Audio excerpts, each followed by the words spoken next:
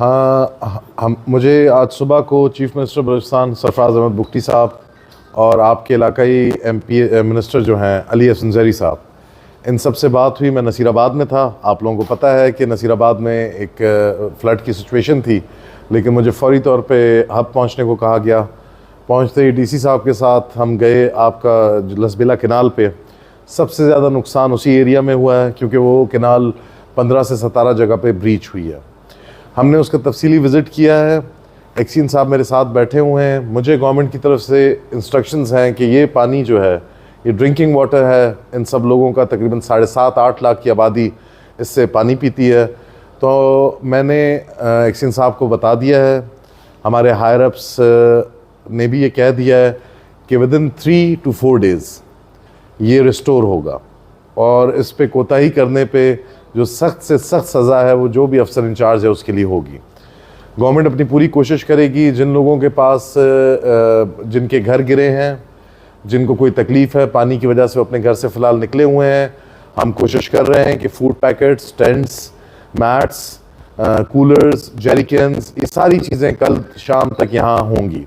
उसके अलावा हेल्थ के हवाले से मैं आपको बताता चलूँ कि बख्त मोहम्मद काकड़ साहब से रब्ता हुआ है। डीजी हेल्थ अमीन साहब ने सुबह वो निकाल रहे हैं अपने मोबाइल हेल्थ यूनिट्स और उसको दवाइयों से पुर कर रहे हैं। Water borne disease, malaria, dengue, इन सब की अद्वियात वाफिर मिकदार में यहाँ पे अवेलेबल होंगी। जो हमें इंस्ट्रक्शंस हैं, मैं तकरीबन 7 घंटे 8 घंटे का सफ़र था। इस सफ़र में आपके चीफ मिनिस्टर और आपके जो मिनिस्टर साहब हैं, दोनों के 11-11 कॉल्स थी। गवर्नमेंट इज़ प्रिटी सीरियस, और आप बिल्कुल ना समझिएगा कि ये बस एक ज़बानी जमा खर्च है। हर चीज़ कल आप लोगों के सामने होगी। आप लोगों से मेरी गुजारिश है कि आप लोग भी अपनी केनाल का कल विज़िट करें। कल से काम शुरू होगा। हम जितने सरकार के सरकारी अफसरान हैं, हम में से जिसने कोताही की उसके साथ किसी किस्म की रियायत नहीं बरती जाएगी। तो आप लोग इससे बेफिक्र रहिएगा। गवर्नमेंट आपकी सीरियस है, आपके साथ है। मेरी आप लोगों से भी गुजारिश है, आप लोग सोशल मीडिया, प्रिंट मीडिया और ज़िम्मेदार सहाफ़ी हजरात हैं। गवर्नमेंट अकेले कुछ भी नहीं कर सकती। आप लोगों को इस कैंपेन में हमारा साथ देना पड़ेगा। मैं हर इंटरव्यू में कह के थक गया हूँ, जहाँ पानी खड़ा हो वहाँ बच्चे जाके ना खेलें, खंबे के नज़दीक ना जाएं। ये वो चीज़ें हैं जो हम छोटे बड़े हुए हैं, सुन रहे हैं, लेकिन हम इस पर अमल नहीं कर रहे। हमें सबसे बड़ा जो नुकसान होता है इस तरह की आफात में, वो जानी नुकसान होता है। जानी नुकसान एक अल्लाह की तरफ से, एक हम खुद मस्तियाँ करते हैं। तो मेरी आप हजरात से गुजारिश है कि आप लोग अपने चैनल्स के थ्रू, अपने सोशल मीडिया एक्टिविज़म के थ्रू हर तरह से लोगों को ये तासुर दिलाएं कि ये आफत है, ये मजाक या मस्खरियाँ करने की चीज़ नहीं है। तो इंशाल्लाह गवर्नमेंट अपना किरदार अदा करेगी। आवाम हमारे हाथों में हाथ डाले, कम से कम नुकसान हम की तवक्को करेंगे हम। सर, अब जैसे कि आपने भी सातरान के बारे में कहा, अब जो है हब डैम भी बनने को है, उसके करीब भी बहुत बड़ी आबादी है, और उसके साथ साथ जो हमारे हब नदी है उसके साथ मुकम्मल रिहायशी इलाका है। इसके लिए, उनके बचाव के लिए भी क्या इक़दाम है? देखिए जी, इवैक्यूएशन का कहा गया। आपकी इस टाइम हब डैम जो है 338 पे है। 339.4 पे गालबन स्पिलवे खुल जाएगा। अब आप दोस्तों से मेरी एक गुजारिश है कि क्या वाटरवेज़ में रहना अच्छी बात है? इंक्रोचमेंट्स की हुई हैं, लेकिन फिर भी थ्रू डीसी साहब, थ्रू एमसी ऐलानात करवाए गए हैं कि अगर स्पिलवे खुलता है तो आप ये जगह छोड़ दें। हम टेंट सिटीज़ बना के देंगे जब तक पानी नहीं जाता है तब तक, क्योंकि अभी डैम तो भर गया है, उसका तो हम सरेदस्त कुछ नहीं कर सकते। आपका स्पिलवे कोई मैन्युअली हैंडल नहीं होता। एक ऑटो वो है कि जब इससे ऊपर आएगा तो पानी आगे जाएगा। उसकी एहतियाती तदाबीर हमने कर ली हैं। तो 3 दिन से ऐलानात भी हो रहे हैं। डीसी साहब बैठे हैं, आप ख़ुद शहर के लोग हैं, आप लोगों को पता होगा। मैं फिर वही बात कहूँगा कि इस सिलसिले में आपने हमारी बहुत मदद करनी है, क्योंकि देखिए जी, डिस्प्लेसमेंट होती है, जब आफत आती है डिस्प्लेसमेंट होती है, लेकिन हम कोशिश करेंगे कि डिस्प्लेसमेंट जितनी कंफर्टेबल हो सके हम उतनी कंफर्टेबल इसको बनाएं। कुछ अंदाज़ा हो सका है कितने मकानात गिरे हैं, कितनी ज़री अराज़ी ज़ेर आब आई है, कितने मवेशी उसमें बह गए हैं? देखें, मुझे कुछ फिगर्स मिले हैं, लेकिन ये कबल वक्त है।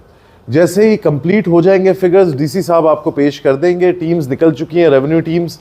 इस टाइम जो हमारा सबसे बड़ा इशू है वो रेस्टोरेशन ऑफ द केनाल है, लसबेला केनाल है। हमारी ज़्यादातर तवज्जो उस तरफ है, लेकिन हम रेवेन्यू के अमले को लगा रहे हैं कि हमें एग्जैक्ट जो नुकसानात हुए, जो घर गिरे हैं, जो माल मवेशी बहे हैं या किसी का कोई सामान गया है, ट्यूबवेल्स ख़राब हुए, उन सब का एग्जैक्ट फिगर जो है इंशाल्लाह 2 दिन में डीसी साहब रिलीज़ कर देंगे। सर्वे हो रहा है। सर, जो साकरान और बड़िया में नुकसान हुए हैं, लसबेला कैनाल के बाहर से हुए हैं, ऊपर पहाड़ों का पानी भी था, यकीनन था, तो कितना नुकसान, अभी एक अंदाज़ा तो होगा आपके पास, कितना नुकसान हुआ? सर, अंदाज़ा आम आवाम लगाती है, गवर्नमेंट फिगर्स देती है। मैं इधर बैठ के कोई ऐसा फिगर नहीं दूंगा जो बाद में पता चले नहीं था।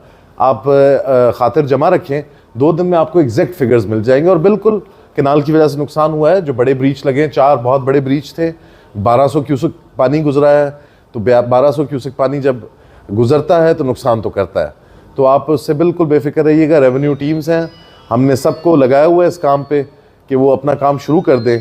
इंशाल्लाह परसों तक डीसी साहब के ऑफिस से वो प्रेस रिलीज जारी हो जाएगा कि कहाँ कहाँ पे कितने मकानात, क्या नुकसानात हुए, सब जारी हो जाएगा। तो सर, इसमें शाहराओं की बहाली के लिए कम अज़ कम ये हमारी जो दुरेजी शाहरा है, इसकी बहाली के लिए उनको भी काफ़ी सारा नुकसान पहुँचा है, ये काजवे भी गए हैं, इसके लिए फौरी तौर पर क्या इक़दाम उठा रहे हैं? देखिए जी, फ़िलहाल एज DGPDA में मेरा काम यह है कि चीज़ों को फ़िलहाल खोला जाए।